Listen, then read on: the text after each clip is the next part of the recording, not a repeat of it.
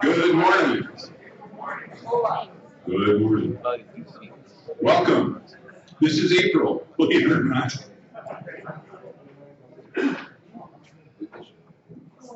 Happy Easter.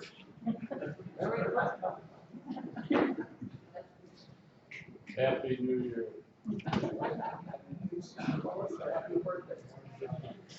And everyone has their phone on silence, right?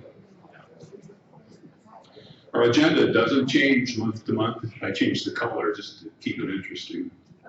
Treasurer's report, membership, computer club matters, classes, community matters, a favorite app, and our featured presentation.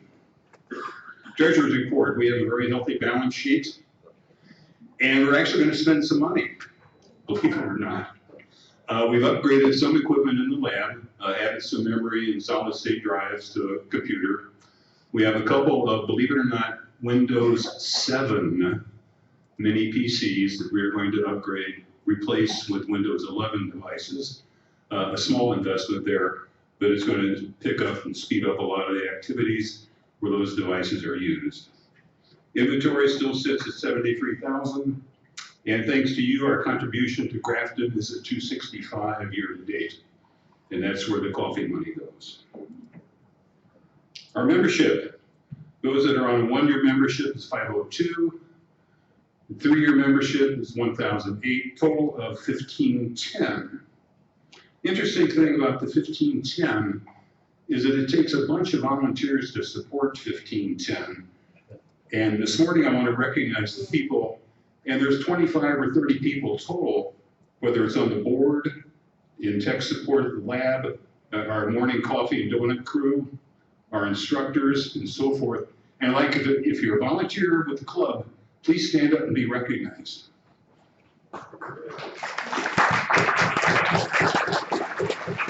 You all do a lot to keep us on track. Thank you all. Computer Club matters. It doesn't change month to month. Second Thursday of the month, we're here at 9 o'clock. Coffee and donuts ready at 8:30. The lab is open again on Mondays and Thursdays mornings, and the lab will be open after this meeting. Apple Group meets first Tuesday of the month at 9 a.m. in the lab, and the photography group meets on the first Wednesday in the evening, also in the lab. Meeting schedule and what's coming up next month. We're doing password managers. Now, how many have their passwords on a little sheet of paper sitting by their computer? This is for you. How many use the same password for everything? Hey, that's good. You learned. Very good. In June, we're doing home automation, an update there. And in July, we're going to go back and visit the cloud for backups and for storage in general.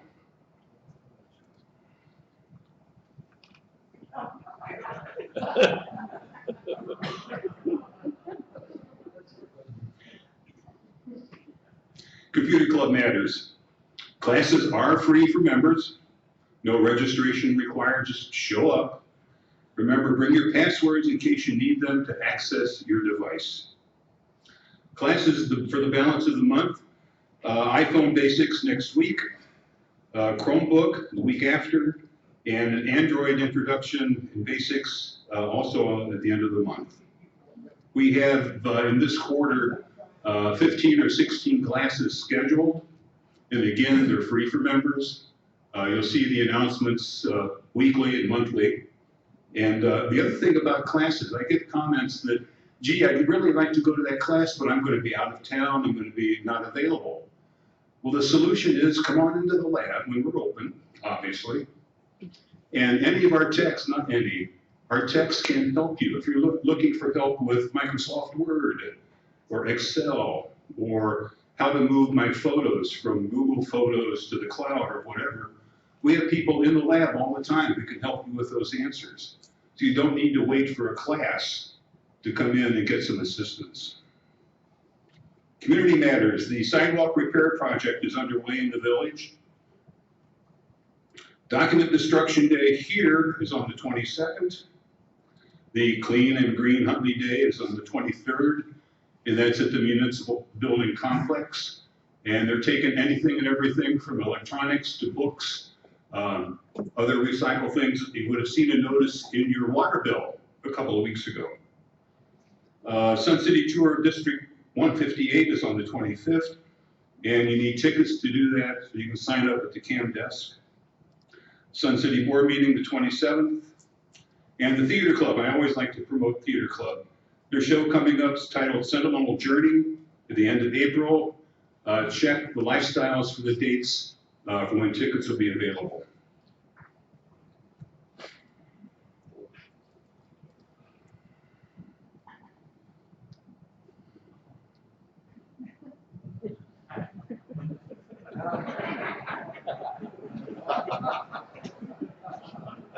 And that was at Costco.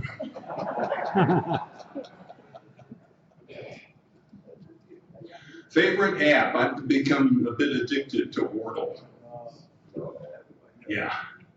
It's available at the New York Times website if you want to go there, or you can go to the Apple App Store or Google Play and download any of the multiple apps that are available. If you're not familiar with it, you have 5 chances to come up with a 5-letter word, and you get a nice hurrah if you get it right, and you get if you get it wrong.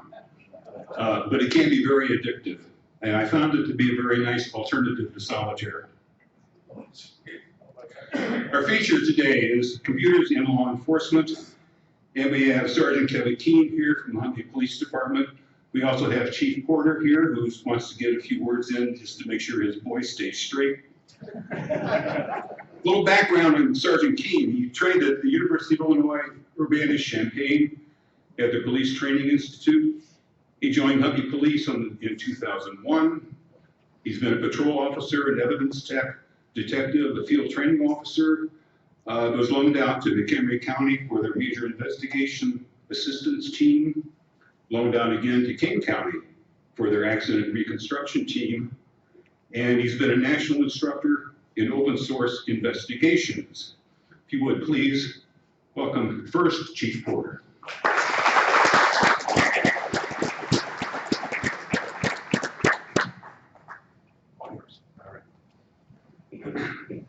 How's everybody doing this morning? I've been trying to hit as many of these meetings as I possibly can. We're finally, knock on wood, getting back to normal and actually being able to get out in the public again. I've just been trying to get out as much as I can and just thank everybody for their support. The last couple of years has been a really tough time for everybody. We've had a lot of challenges at law enforcement, and it is so nice to get back and speaking with groups. You can't tell you how happy I am about it. It's one of the biggest challenges for me is I love being out in the public.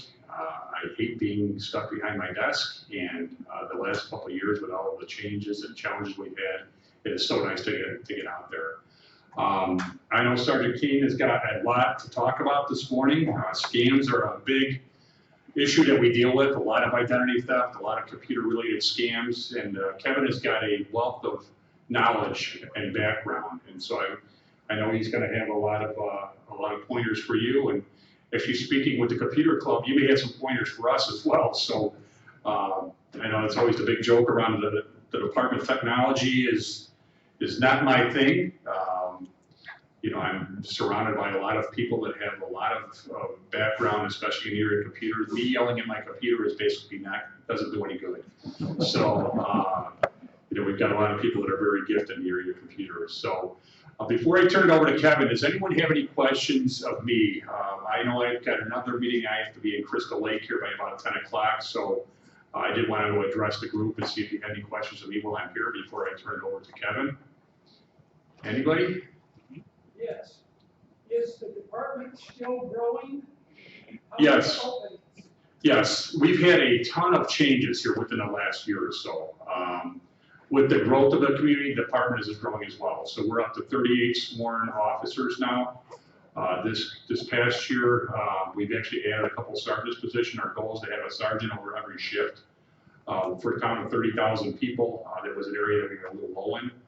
So right now, we're at 38 sworn. We're at about 45 total employees for the village, and so and trying to stay ahead of the curve with a lot of the growth that we're having. Anybody else? This is an easy group.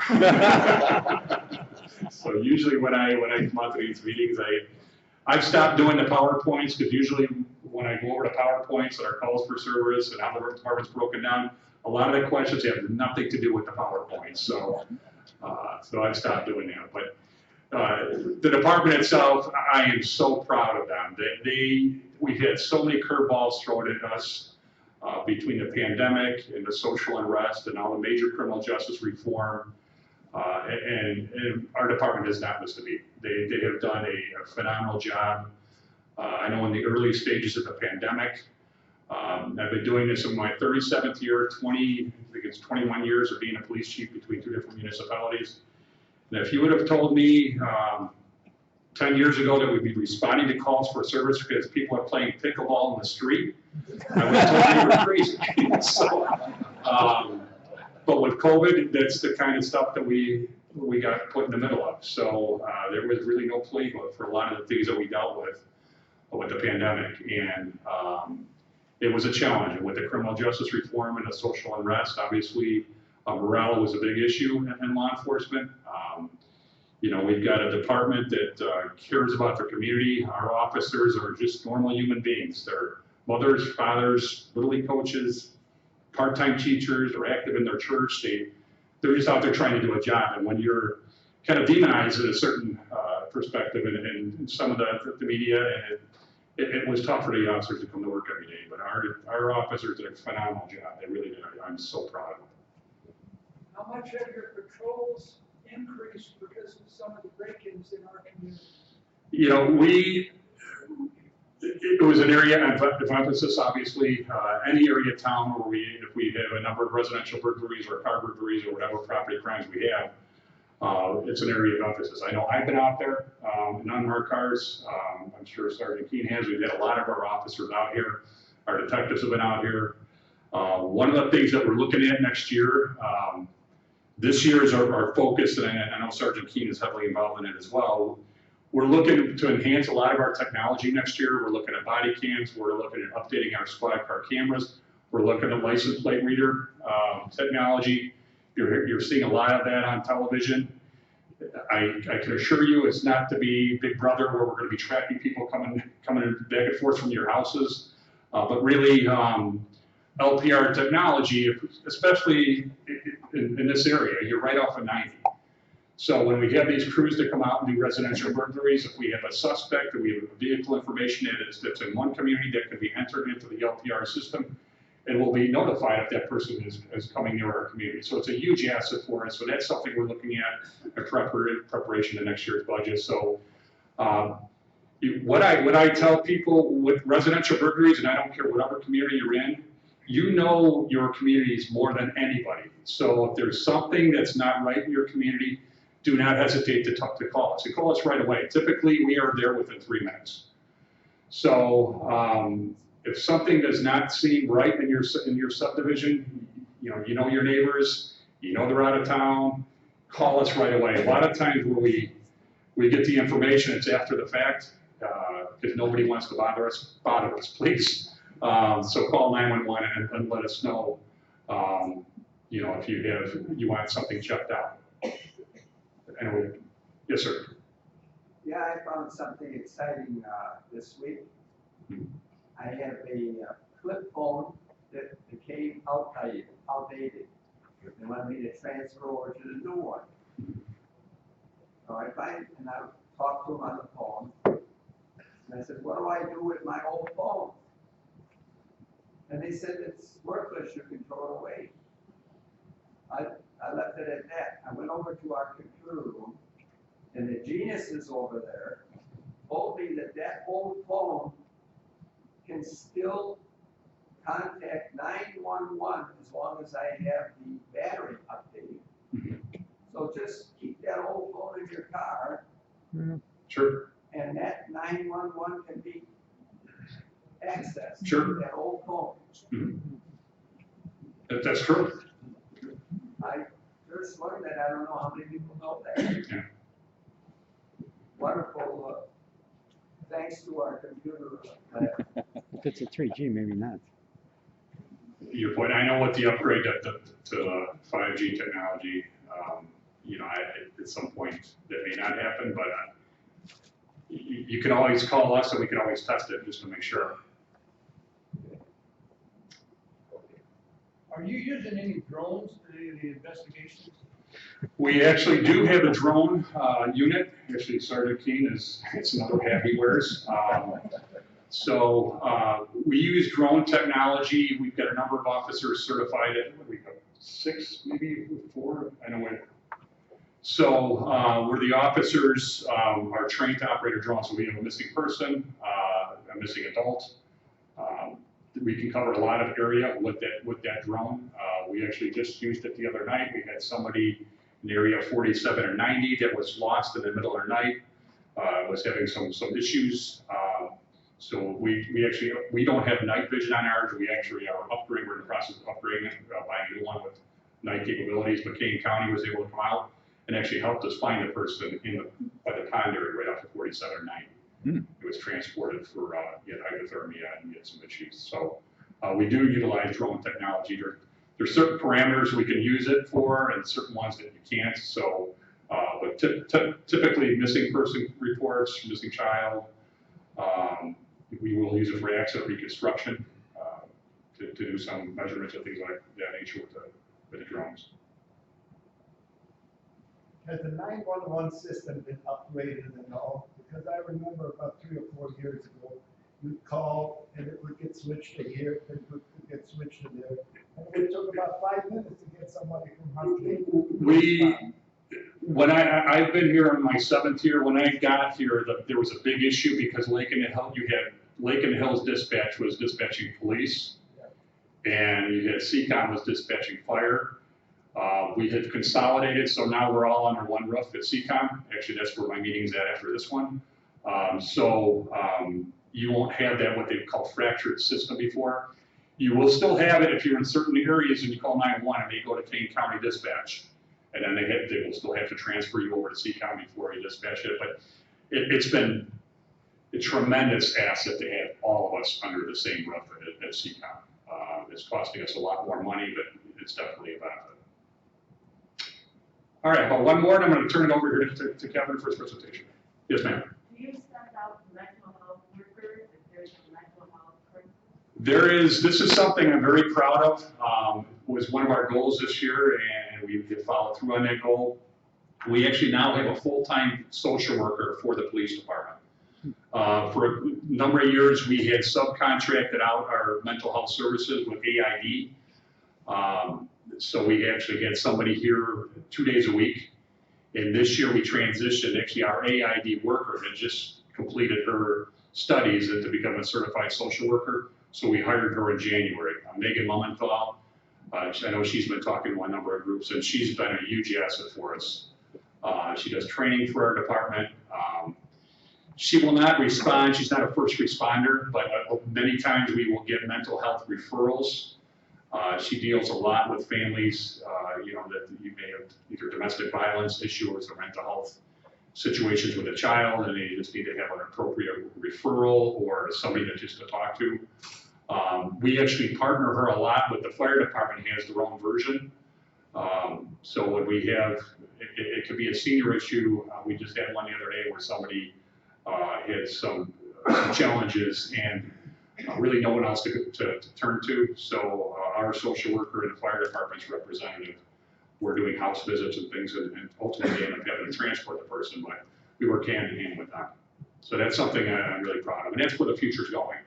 I'm a big believer, and I know when there's, with the Safety Act, a lot of the discussion with our legislators, with the criminal justice reform, I was a little hesitant, and I shared my thoughts with a lot of legislators. I don't think that they should be first responders because things go from A to Z really quick in our profession. I think there's definitely a place for mental health workers, but having them respond to emerging type calls without law enforcement, I don't think is a good move. I think you're asking for problems. But the way I think we're using our social worker has been a huge asset for the village and the department. Okay, I'm going to turn it over to Sergeant Keane for his presentation, and I will be here for about another 20-25 minutes before I have to leave. And if anyone has any questions or concerns for me, obviously you can contact me anytime. Email me and I will get back to you. But I'm going to turn it over to Kevin.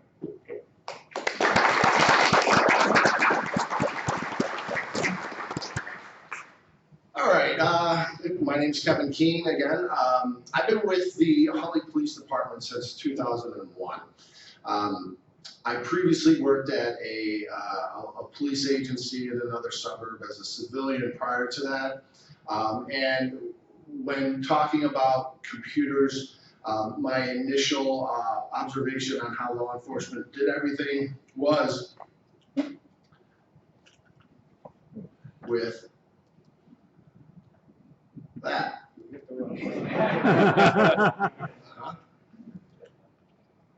Outside button. Okay. We're going backwards. Yeah. There we go.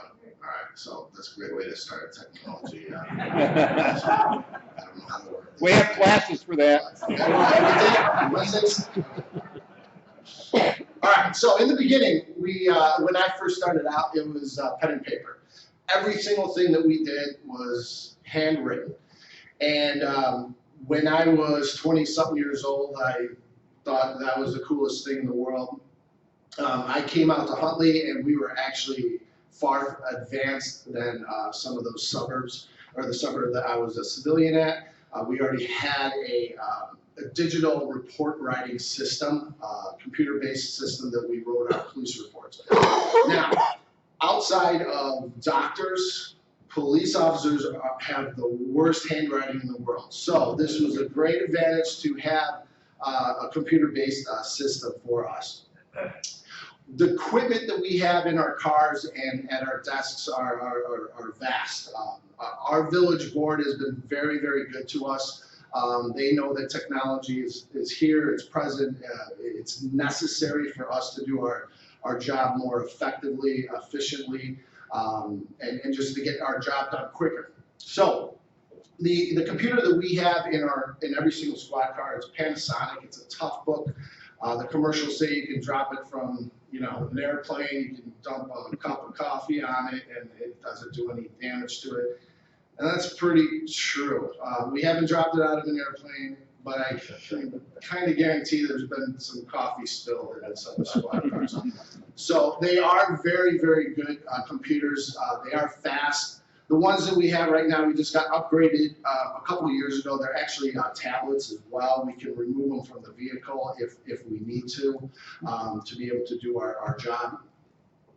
The printer in the middle, unfortunately, maybe someone or two might have received something from this. This is where we write our citations for our speeding, but we also write warnings out of that printer as well. So hopefully more warnings than citations, but that's the printer. So inside the car we have that computer, and we have a printer to print out certain things for us.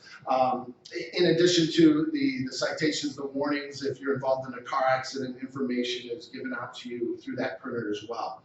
And then the cluster of devices on the right side is our camera system, which is another separate computer system that's inside of our car. It videotapes a couple different angles in our vehicle. We have a panoramic camera that's for the front. We have an actual high definition camera for the front as well, and a camera that faces the back if we're transporting any individuals. It will capture them as well. This camera is set off based off of our activation. We turn on the lights, they turn on. The cameras automatically turn on. If we can manually turn them on if we're outside of the car and something happens. And then unfortunately, if we're involved in a car accident, they're automatically turned on as well. They're constantly rolling, so like if something happens, it is actually recording and will record 30 seconds, or it's actually 60 seconds prior to the activation. So we can catch what happens prior to that. In that cluster of photos is also, there's a body camera. We do not currently have body cameras, but as Chief Porter said, that is the future. It's going to be the very, very close future that Huntley will have something similar to this company's body camera or another company's. When we're in that car, we have to write police reports. You know, those reports were handwritten, you know, like I previously said. Currently, we just revamped our entire system. We used to have a report writing system for reports.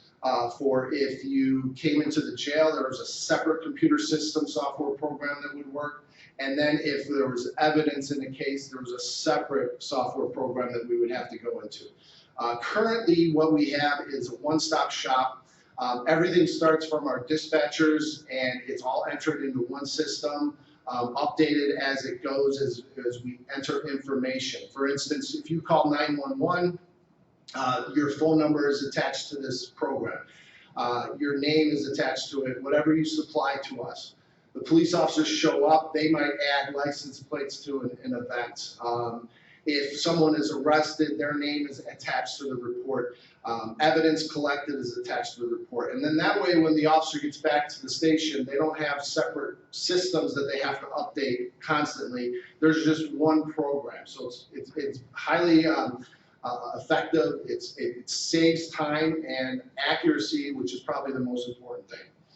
So this is a great thing that we were able to get.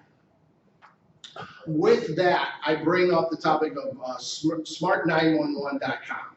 Now, what this is it's a program for you to sign up for. You can attach your house phone and your cell phone number to this program. And what it does is it gives more updated information to that dispatcher.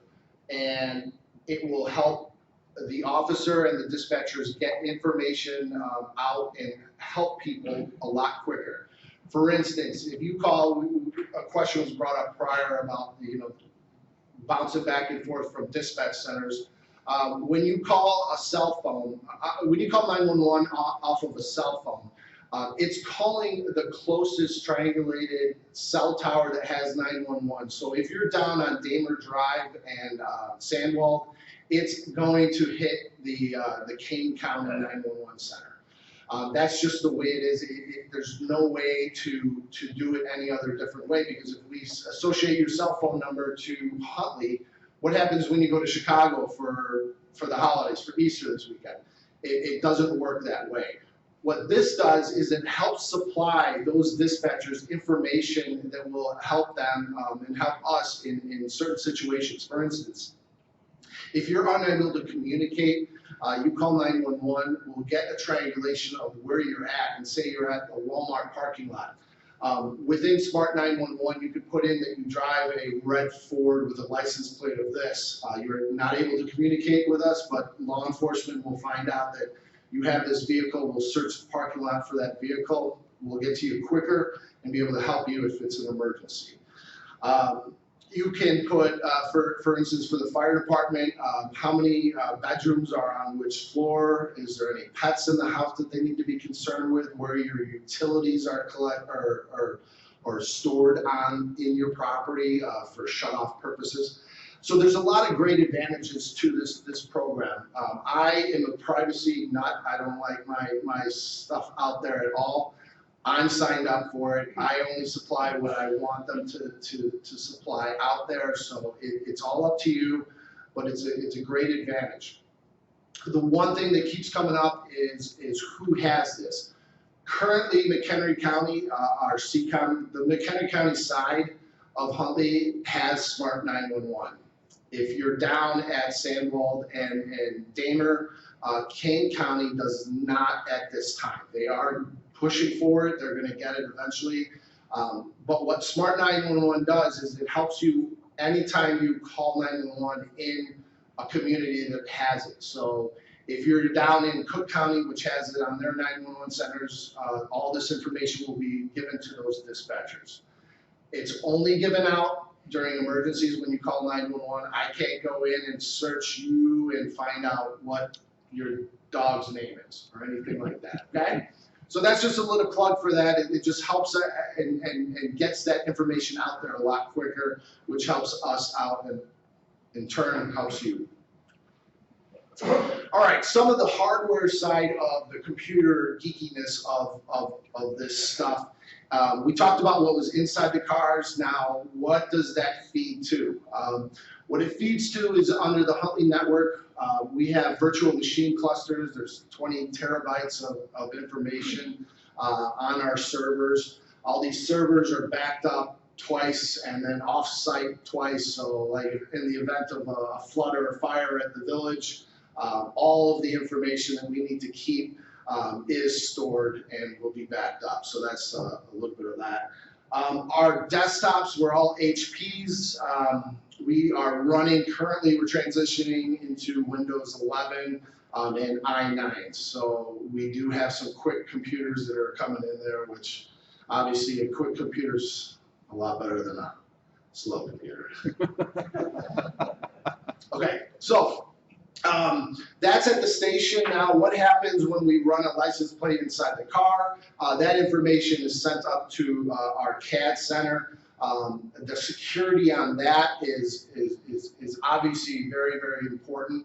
And what they have on there is 256 encryption on separate VPNs.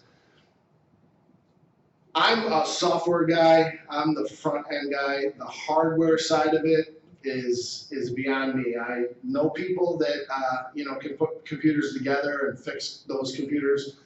I'm more of the software guy, so this was given to me by my IT people, so that's where we kind of come from there. But just that is kind of important. I know there's a bunch of people out here that have a little more curiosity on that hardware side of it. In addition to the computer systems that we have a fully functioning emergency operations center, which is a mini police department or mini village police department, public works division. And in there is a bunch of more computers on different backup generators in the event of a situation, mostly a weather-related incident that would occur in our town. We got a lot of monitors that will monitor our weathers, our tornado sirens, and then let us operate in the event of an emergency, such as a tornado or something like that. The future of computers within the police department, within the village, it's tremendous. There's so much that our future holds. Cloud-based computer stuff, service, storage is pretty much where everybody's going. Microsoft Azure and Amazon Web Services, we're actually currently using those, and what we plan on doing, as Chief Porter said, is go to a very an important step in the future with us, hopefully next year, in reference to digital storage of our evidence.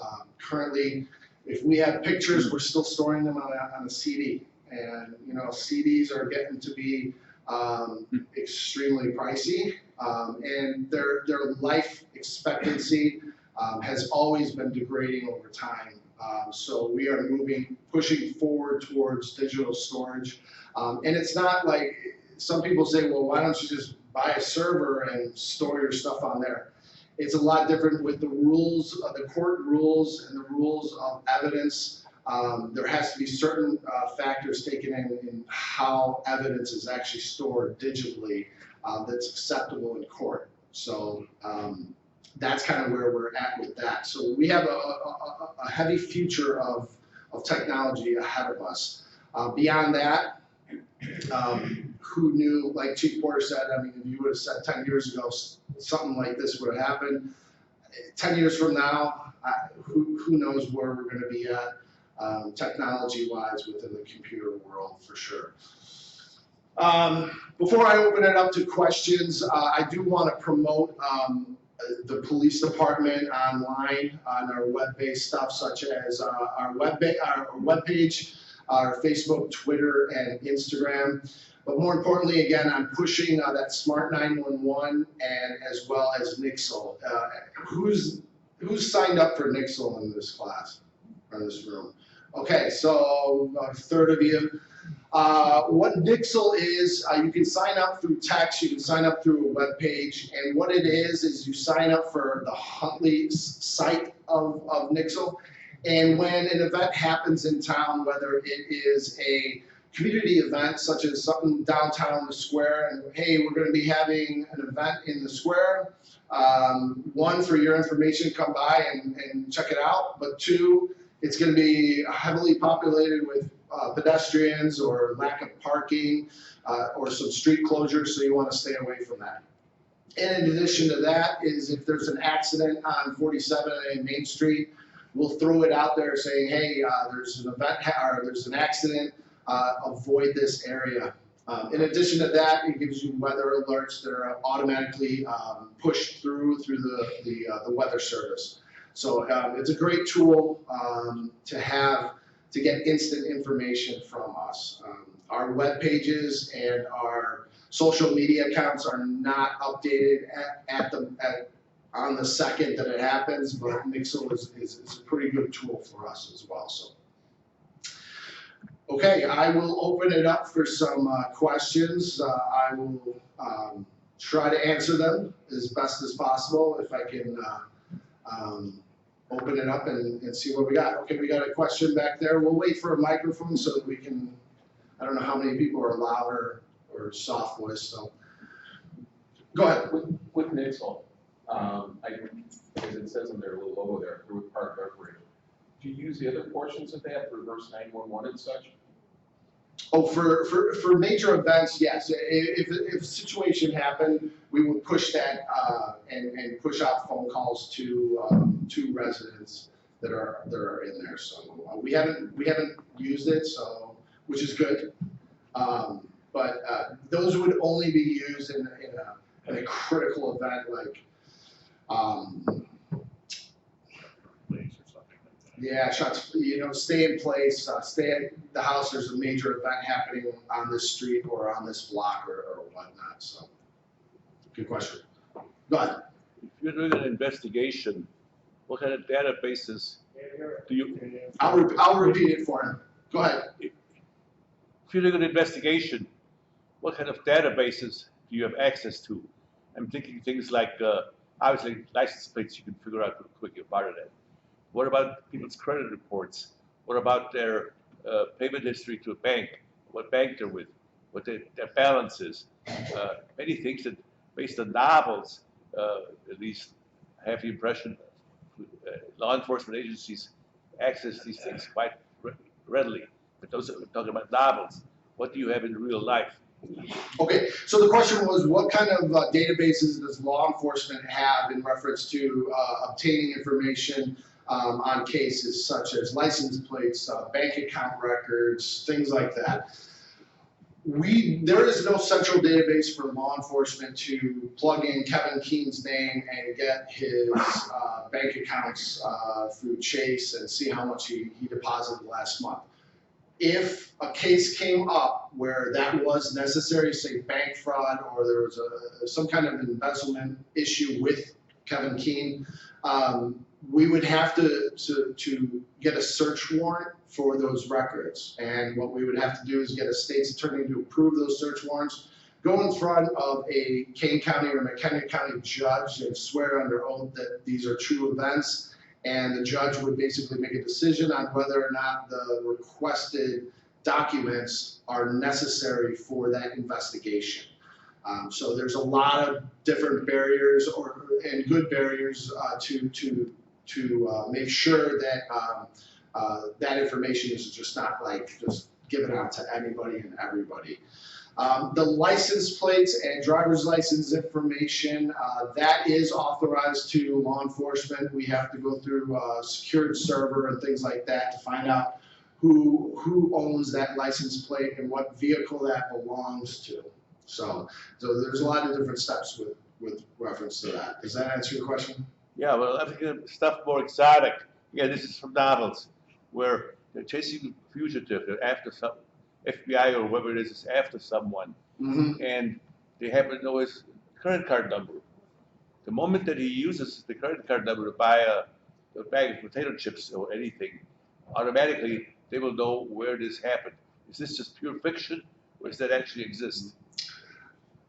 That can happen, but there are extreme situations that would have to happen. If somebody went missing under some very problematic reasons, say a kid is abducted and we know the person that abducted them, we can get that information from the banks on that person and see where they are. They bought a bag of chips at 7-Eleven. Where a little bit more of those questions is it's the federal government is a little bit different than us local. Us local would have a harder time getting that kind of information. Okay? Question about 911, Smart 911. Yes. We live in Keane County now. How far, what's the parameter for that will work?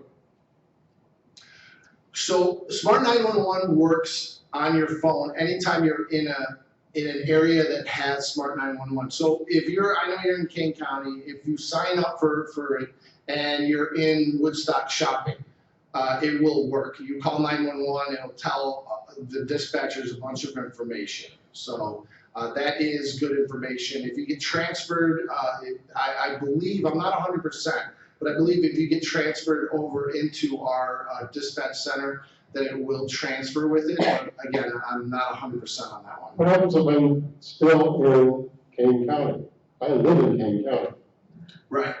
So if you're in Keane County and you're still in Keane County, you're going to deal with the dispatchers the traditional way. You're going to be answering those questions. If you're unable to answer those questions, they're still going to triangulate your signal of where your phone's coming from and pinpoint where you're at. Smart 911 is just extra bonus stuff that can help us find you or find situations quicker or just have more information that maybe the dispatcher doesn't have time to ask. Okay? Yes, go ahead. What are the boundaries of Keane County and McHenry? I mean, is there a line you step over and you're there and you're not? Or? Pretty much. It's Kreitzer Road or Charles Sass Road on the west side of 47. If you take that street and just keep it going east and west, that's pretty much the county line road. There's certain, you're going to test me on the street names, but there's a street where the backyard is Keane County and the other backyard is McHenry County. So, I mean, it's what is it? Tulip tree. Okay, so there's one of them. I know there's a couple in there, but again, my bad memory, so. Yep, go ahead, sir. Okay, follow up on the 911. I drive down 47, I feel dizzy, I pull on the side, I dial 911 before the dispatcher says, what's your emergency? I pass out. So how fast you'll be able to triangulate me? And so it's pretty quick. The triangulations is pretty quick with the 911, and we should be able to get to that area. What Smart 911 is, the advantage of that is that now the dispatchers will triangulate you to the intersection of 47 and Main Street. And because you signed up for Smart 911, the dispatchers immediately look and see you have a red Ford Taurus. If they even make those. And then they can look for that vehicle in that intersection and go straight to you instead of looking for something, maybe a parking lot here or a parking lot there. okay. Now, my question is, no passing. How long will it take to pinpoint the location where the phone call came from? It's pretty quick. It's pretty quick. I don't have a time, stamp, but seconds. Facial recognition, are you a believer or is it coming or what? Well, Facebook has the world's largest database of facial recognition, and they're the ones that probably will be able to sell the information to whoever they would want to. But it's here, it's at different places. We don't have it.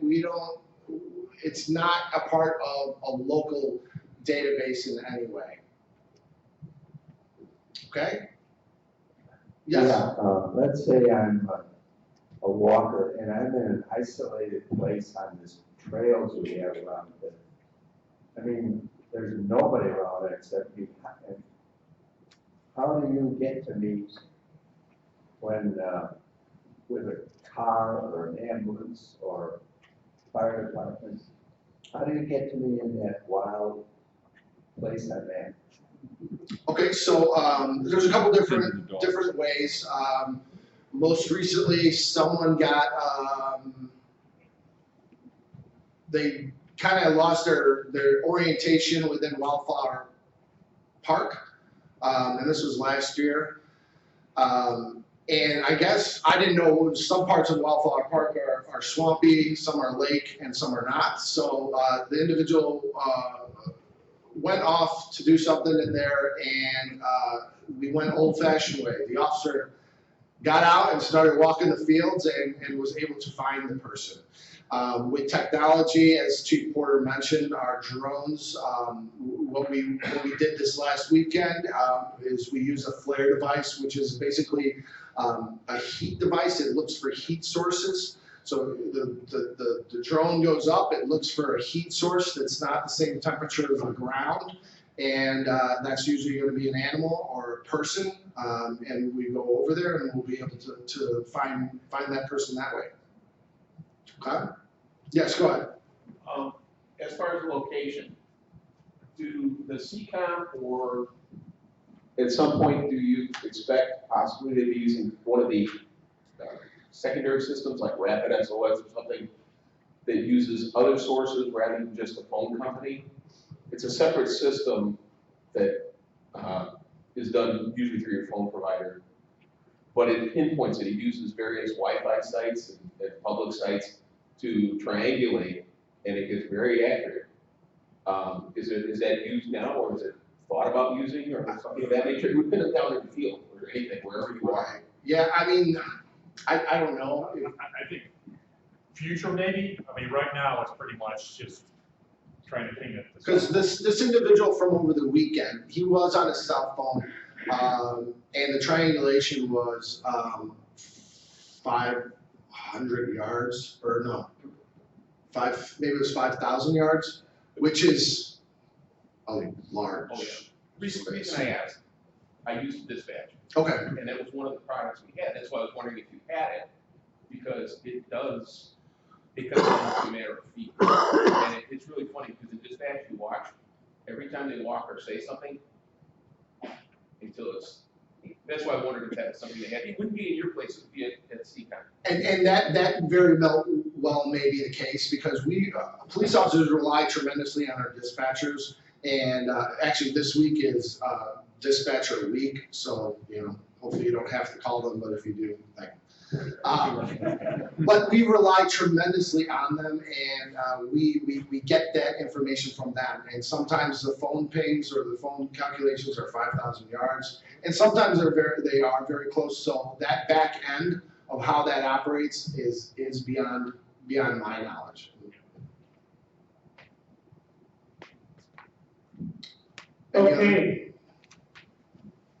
Okay. Any other questions? Last questions?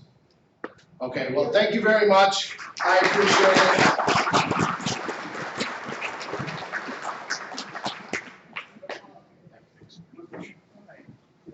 it. And again, special thanks to Sergeant Keane and for, what's his name, Chief Porter? for his support of the staff. It's important. And we'll see you next month. Thank you.